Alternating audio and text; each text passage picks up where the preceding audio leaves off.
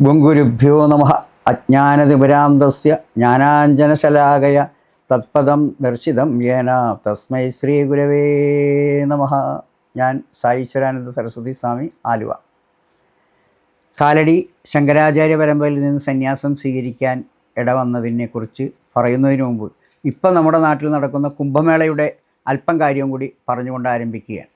കാരണം ഞാനിപ്പോൾ ഒരു 15 ദിവസത്തോളം പ്രയാഗ്രാജിൽ പോയി കുംഭമേളയിൽ പോകാൻ സാധിക്കാൻ വന്നു.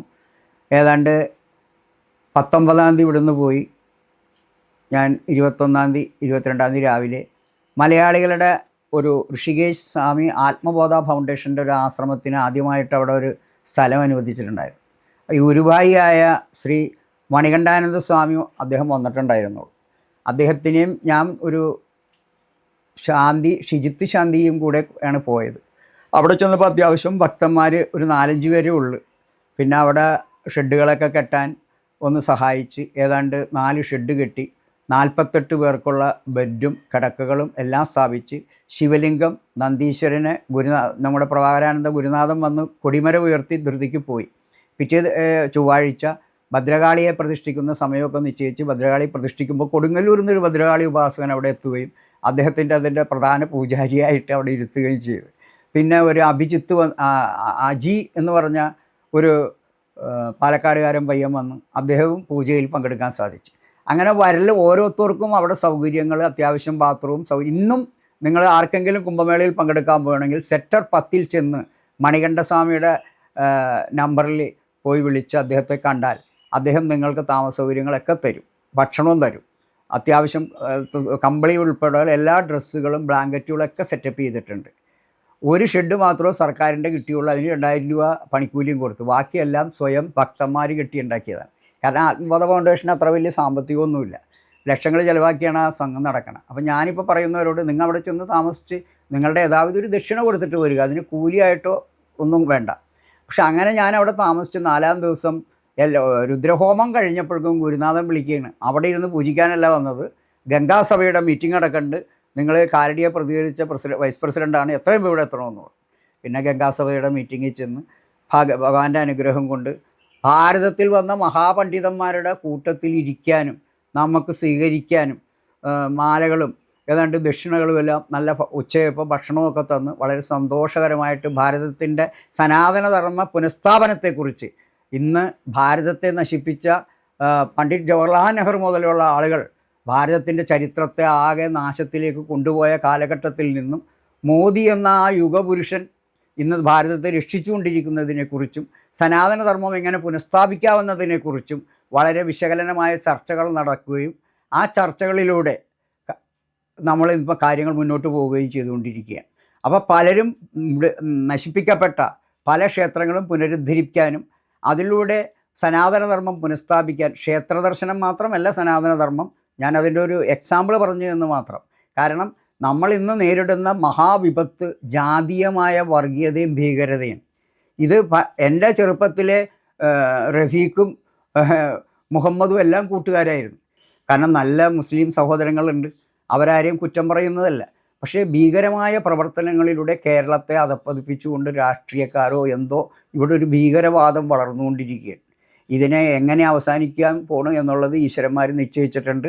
അത് മോദി മാത്രമല്ല, ഏതാണ്ട് ഒരു നീണ്ട നിര തന്നെ അതിൻ്റെ പിന്നിൽ പ്രവർത്തിക്കുന്നുണ്ട്. അതിൻ്റെ പിന്നിൽ ഋഷീശ്വരന്മാരായ മഹാപുരുഷന്മാരുടെ തപസ്സിൻ്റെ അനുഷ്ഠാന ഫലമാണ് മോദിയിലൂടെയും യോഗിയിലൂടെയൊക്കെ നമ്മൾ പ്രകടമായി കാണുന്നത്. അല്ലാതെ ഇതൊരു യോഗിയോ മോദിയോ വിചാരിച്ചിട്ട് നടക്കുന്ന കാര്യങ്ങളൊന്നുമല്ല. അതിന് നമ്മളെല്ലാം ജനങ്ങൾ ഉത്ബുദ്ധരായി എല്ലാവരെയും വെറുക്കപ്പെടാതെ, ഭഗവാൻ സായിബാബയോട് ഒരു സായിപ്പ് ചോദിച്ച്, അവതാര പുരുഷന്മാരൊക്കെ 4 കൈയും കാലും ഒക്കെ ആയിട്ടാണല്ലോ വന്നത് സായിബാബ ഭഗവാനെ, അപ്പോൾ അങ്ങെന്താ ഇങ്ങനെ വന്നതെന്ന് ചോദിച്ചപ്പോൾ ഒരു മറുപടി രസകരമായി പറഞ്ഞ്, ഇന്ന് അങ്ങനെ വന്നാൽ നിങ്ങൾ എന്നെ പിടിച്ചൊരു കൂട്ടിലിട്ടിട്ട് ടിക്കറ്റ് വെച്ച് നിങ്ങൾ പ്രദർശനശാലയിൽ മാറ്റുമെന്ന്. അപ്പം കാലഘട്ടത്തിന് ഭഗവാൻ സായിബാബ പറയുന്ന മന്ത്രം ഉപദേശിക്കാൻ പറഞ്ഞ ലവ് ഓൾ സെർവ് ഓൾ, സ്നേഹം കൊണ്ട് നമ്മളെല്ലാവരെയും ലോകത്തിൽ കീഴ്പ്പെടുത്താൻ ശ്രമിക്കണം. കാരണം ഇന്ന് ശ്രീരാമൻ്റെ കാലത്തും ശ്രീകൃഷ്ണ ഭഗവാന്റെ കാലത്തും അസുരന്മാർ കുറവായിരുന്നു, യുദ്ധം ചെയ്തൊക്കെ നശിപ്പിക്കാമായിരുന്നു. ഇന്ന് കൊല്ലാൻ പോയാൽ ഭൂമിയിൽ മനുഷ്യരാരും ബാക്കിയുണ്ടാവില്ല. അത്രയും രാക്ഷസീയത വർദ്ധിച്ചുകൊണ്ടിരിക്കുന്ന ഒരു കാലഘട്ടത്തിൽ ഭഗവാൻ പറയുന്നത് love all serve all, start the day with love, fill the day with love, end the day with love. അപ്പോൾ സ്നേഹം കൊണ്ട് ആരംഭിച്ച് സ്നേഹം നിറച്ച് സ്നേഹം കൊണ്ട് അവസാനിപ്പിക്കുന്ന ഒരു ദിവസങ്ങളിലൂടെ നമ്മൾ പറയാനാണ് ബാലവികാസിലൂടെ കുട്ടികളെ, ബാലവികാസ് ലോകവികാസ്, ഇതാണ് ഭഗവാൻ പറയുന്ന മുദ്രാവാക്യം. അപ്പോൾ അതൊക്കെ നമ്മളൊന്ന് വായിക്കാനോ പഠിക്കാനോ മെനക്കെടാതെ വിമർശന ബുദ്ധിയോടുകൂടി ചിന്തിക്കുന്ന ഒരു കാലഘട്ടത്തിലേക്ക് മനുഷ്യൻ മാറിക്കൊണ്ടിരിക്കുകയാണ്. ഇന്ന് കുംഭമേളയെ പറിച്ച് ഞാൻ പറയാനാണെങ്കിൽ കാരണം ഏതാണ്ട് 12 വർഷം കൂടുമ്പോഴാണ് കുംഭമേള ഉണ്ടാകുന്നത്. അത് പ്രയാഗ്രാജിൽ, ഹരിദ്വാറിൽ 6 വർഷം കൂടുമ്പോൾ വരും, 3 വർഷം കൂടുമ്പോൾ നാസിക്കിലും ഉജ്ജയിനിയിലും ഉണ്ടാവും. ഇതിൻ്റെ ചരിത്രം പിന്നോട്ട് പറയാനാണെങ്കിൽ കുറച്ച് കൂടുതൽ പറയേണ്ടി വരും. ഞാൻ പറഞ്ഞാൽ ഇത് ദുർവാസാവ് എന്ന മഹാഋഷി തപശക്തിയാൽ സൃഷ്ടിച്ച ഒരു ഹാരം, ഇത് ആർക്ക് കൊടുക്കും എന്ന് കണ്ടപ്പോൾ ദേവരാജാവായ ദേവേന്ദ്രന് നൽകാൻ തീരുമാനിച്ച് ദേവേന്ദ്രന് കൊടുത്ത്, ദേവേന്ദ്രൻ ഈ മാലയെടുത്ത് ഐരാവതത്തിൻ്റെ പുറത്ത് വന്ന് മാല മസ്തകത്തിൽ വെച്ച് യാത്ര ചെയ്യുമ്പോൾ ഈ മാലയുടെ സുഗന്ധം ശ്രവിച്ച് വണ്ടുകളും തേനീച്ചകളും വന്നപ്പോൾ, മൃഗമായ അദ്ദേഹത്തിന് ഈർഷ്യ വന്നപ്പോൾ ആന മാല എടുത്ത് കാലുകൊണ്ട് ചവിട്ടിയരക്കുകയാണ്. അപ്പോൾ ദേവരാജാവായി നീ ഇങ്ങനെ ചെയ്തത് മൂലം ഇന്നു മുതൽക്കഥ നിന്നുടെ വംശമതാകിയ ദേവഗണങ്ങളതെല്ലാം ഒക്കവെ ജരനര വന്നു ഭവിച്ച് കഷ്ടത സംഭവിക്കട്ടെ എന്ന് അദ്ദേഹം ശപിക്കുകയാണ്. ദേവരാജാവായ ഇന്ദ്രൻ അദ്ദേഹത്തിൻ്റെ കാല് പിടിച്ച് ഞാൻ അറിയാതെ ഒരു നടന്ന അപരാധത്തിന് മാപ്പ് തരണമെന്ന് പറഞ്ഞപ്പോഴാണ് പാൽക്കടൽ എങ്ങനെയെങ്കിലും ഒന്ന് കടഞ്ഞാൽ അതിൽ നിന്ന് അമൃത് വരും, ആ അമൃത് ഭുജിച്ചാൽ ജരനരയെല്ലാം മാറി പഴയതുപോലെയായി ഭാവിക്കും. ഇതാണ് ശാപമോക്ഷം കൊടുക്കുന്നത്. അപ്പോൾ അവശതയായ ദേവന്മാർക്ക് ജരനര ഒറ്റക്ക് പാൽക്കടൽ കടയാൻ പറ്റില്ല. അതുകൊണ്ട് അസുരഗുരു രാജാവായ വൃഷപർവാവിനെ പോയി സന്ധി ചെയ്ത് അദ്ദേഹവും അസുരന്മാരും പാൽക്കടൽ കടയാൻ തീരുമാനിച്ചപ്പോൾ മന്ദരപർവ്വതത്തെ കൊണ്ടുവരണം. അതിന് ദേവന്മാരും അസുരന്മാരും ശ്രമിച്ചിട്ട് കിട്ടാതെയായപ്പോൾ ഗരുഡനെ വിളിച്ച് ഭഗവാൻ വിഷ്ണു പറഞ്ഞ് ഗരുഡൻ മന്ദരപർവ്വതത്തിൻ്റെ മുതുകിലേറ്റി കടലിൽ കൊണ്ടുവയ്ക്കുകയാണ്. അപ്പോൾ തന്നെ അസുരന്മാരും ദേവന്മാരും കഴിയാത്തൊരു കാര്യം ചെയ്തു എന്നുള്ളൊരു അഹങ്കാരം ഗരുഡന് വന്നപ്പോൾ വിഷ്ണു പറഞ്ഞ് വാസുകിയെ പോയി കുഹരം വഴിയായി പെട്ടെന്ന് കുത്തിക്കൊണ്ടുവരാൻ പറഞ്ഞു. വാസുകിനെ കൊത്താൻ നോക്കിയിട്ട് ഗരുഡനും ഒന്നും സാധിക്കുന്നില്ല. ഭഗവാൻ ശിവൻ വിരലൊന്ന് ഉയർത്തി വാസുകിയെ വിളിച്ചപ്പോഴേക്കും വാസുകി അവിടെ വന്ന് മന്ദരപർവ്വതത്തിന് ചുറ്റും കടകോല് കടയാൻ ദേവന്മാരും അസുരന്മാരും പാൽക്കടൽ കടഞ്ഞ് ആദ്യം വന്നത് കാളകൂട വിഷമാണ്. അപ്പോൾ ഭഗവാൻ വിഷ്ണു പറഞ്ഞ് ദേവന്മാരിൽ മുൻപൻ അദ്ദേഹം സ്വാമിയല്ലേ, ശിവ അത് മേടിച്ചോളാൻ പറയും. അപ്പോൾ ഇത് താഴ്ത്തു വീണാൽ ലോകം മുഴുവൻ നശിക്കും. അദ്ദേഹം അത് വിഴുങ്ങുകയാണ്. വിഴുങ്ങിയപ്പോൾ ചരിത്രം എത്താണ്ട് സത്യമാണെന്ന് എനിക്കറിയില്ല. ഞങ്ങൾ പണ്ട് ഓണക്കളിക്ക് പാടിയിരുന്നൊരു പാട്ട് പോലെ പാർവതി കണ്ഠം തന്നിൽ അമർത്തി ഭഗവാൻ വിഷ്ണു വായും പൊത്തി പുറമേ പോകാൻ വഴിയില്ലാതെ വിഷം അവിടെ തന്നെ നിലയായി നീലകണ്ഠൻ എന്ന പേരായി തീർന്നു. അതാണ് നീലകണ്ഠൻ എന്ന് പറഞ്ഞ ഋഷികേശിൽ നീലകണ്ഠ രൂപത്തിലിരിക്കുന്ന ശിവദർശനം. അപ്പോൾ ആ നീലകണ്ഠ രൂപത്തിൽ വന്നതിന് ശേഷം പിന്നീടാണ് മഹാലക്ഷ്മി വരുന്നത്. മഹാലക്ഷ്മിയെ വിഷ്ണു ഏറ്റെടുക്കുന്നു, കൗസ്തുഭം ഏറ്റെടുക്കുന്നു, വൈഡൂര്യങ്ങൾ വരുന്നു. ഇതെല്ലാം കഴിഞ്ഞ് അവസാനം അപ്പോൾ ഈ മന്ദിരത്തിനോട് പർവ്വതം കടയുമ്പോൾ ഈ വാസുകിയുടെ നേതൃത്വത്തിൽ അഗ്നിയും ധൂമമൊക്കെ വന്ന് വരുണൻ വായുവിനെയൊക്കെ നിർത്തി അവസാനം കടഞ്ഞു വന്നപ്പോഴാണ് അമൃത് വരുന്നത്. ഈ അമൃത് കിട്ടുന്നത് അസുരന്മാരായിപ്പോയി. അസുരന്മാരോട് മല്ലിടാൻ ദേവന്മാർക്ക് ശക്തിയില്ലാത്തൊരു സമയം വന്നപ്പോൾ ഇവർ തമ്മിൽ യുദ്ധങ്ങളായി. ഈ യുദ്ധത്തിൻ്റെ ഇടയിൽ ഗരുഡൻ ഈ അമൃതകുംഭം എടുത്തുകൊണ്ട് പറന്ന് ഒരു സമയം കഴിഞ്ഞപ്പോൾ കുറച്ച് ഹരിദ്വാറിൽ, കുറച്ച് പ്രയാഗിൽ, കുറച്ച് ഉജ്ജയിനിയിൽ, നാസിക്കിൽ, ഈ 4 ഭാഗത്തായിട്ട് അമൃത് കുടുംബത്തിൽ നിന്ന് ഇങ്ങനെ മാസങ്ങൾ, നമ്മുടെ ദിവസവും മാസമല്ല ദേവന്മാരുടെ ദിവസം പറയുമ്പോൾ നമ്മൾ ഒരു മാസം എന്ന് പറഞ്ഞാൽ കർത്തവാവും വെളുത്തവാവും ഒരു മാസം എന്ന് പറഞ്ഞാൽ ദേവന്മാർക്ക് ഒരു ദിവസമാണ്.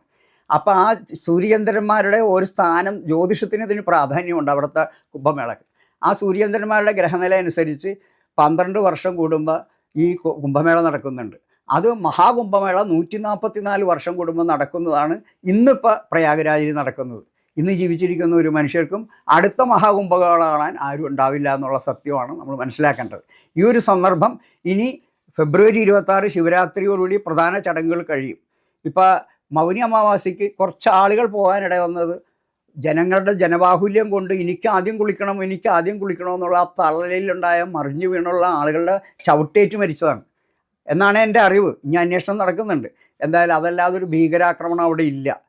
പിന്നെ ഇവിടെ വേറൊരു ആപത്ത് യോഗി മുൻകൂട്ടി കണ്ടത് ഞാൻ തുറന്നു പറയുകയാണ്. കാരണം കേരളത്തിലെ പ്രധാന ക്ഷേത്രങ്ങളിൻ്റെ ചുറ്റും നടക്കുന്നത് മുസ്ലിം കച്ചവടക്കാരാണ്. അവരുടെ ഹലാൽ ഭക്ഷണം കഴിക്കാൻ നമ്മളെല്ലാം പോയിക്കൊണ്ടിരിക്കുകയാണ്. കുഴിമന്തിയും ബിരിയാണിയും ഇന്നില്ലാതെ യുവതലമുറക്ക് ചിക്കനും മട്ടനും ഗുരുകുരുവന്തിയൊക്കെയാണ് ഇഷ്ടപ്പെട്ട ഭോജനമായിട്ട് വരുന്നത്. ഒരു ഹിന്ദുവിൻ്റെ കല്യാണത്തിന് പോലും ഒരു നമ്മുടെ പ്രധാനപ്പെട്ട ഒരു മുസ്ലിം സഹോദരൻ പറയുന്നു, നമ്മളല്പം പായസം കഴിക്കാൻ ചെന്നതാണ്, അപ്പോൾ അവിടെ ചെന്നപ്പോൾ അവിടെയും കോയിൻ്റെ കാലി എന്ന് പറയേണ്ട ഒരവസ്ഥയിലേക്ക് നമ്മുടെ ഹിന്ദു സമൂഹം അധപ്പതിച്ചുകൊണ്ടിരിക്കുകയാണ്.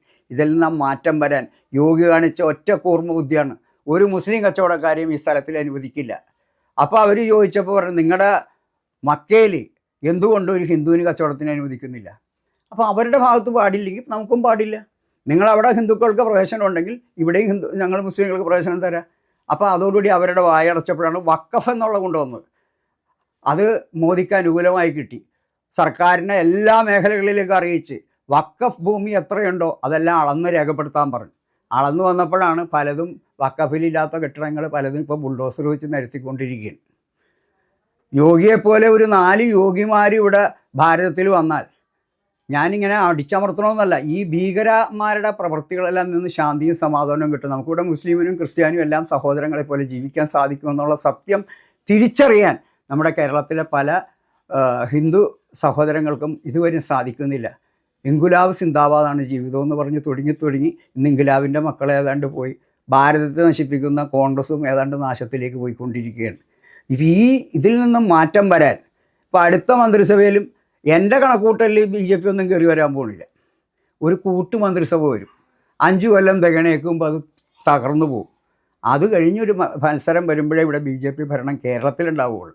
കേരളത്തിൽ വരും, കാലതാമസം. ഇന്ന് പഠിച്ചു പോകുന്ന ഒരു യുവ തലമുറയും കേരളത്തിൽ ജീവിക്കാൻ കിട്ടുന്നില്ല. എൻ്റെ കണക്കനുസരിച്ച് കോട്ടയത്ത് ഒരു പയ്യൻ പറയുകയാണ്, 500ഓളം വീടുകൾ ഒഴിഞ്ഞെടുക്കുകയാണ് മാതാപിതാക്കളെ കൊണ്ട് വൃദ്ധമന്ദിരത്തിലാക്കിയിട്ട്. ഈ ഗതി നമ്മുടെ അച്ഛനമ്മമാർക്കും വരാതിരിക്കാൻ നമ്മുടെ ഭാരതത്തിലെ ഈ സനാതനധർമ്മത്തിൻ്റെ പുനഃസ്ഥാപനത്തിന് എല്ലാവരും ശ്രമിക്കണമെന്ന് വിനീതമായി അഭ്യർത്ഥിച്ചുകൊണ്ട് സായിരാം. കൂടുതൽ വീഡിയോകൾക്കായി ചാനൽ സബ്സ്ക്രൈബ് ചെയ്യുക, ബെൽ ബട്ടണും അമർത്തുക.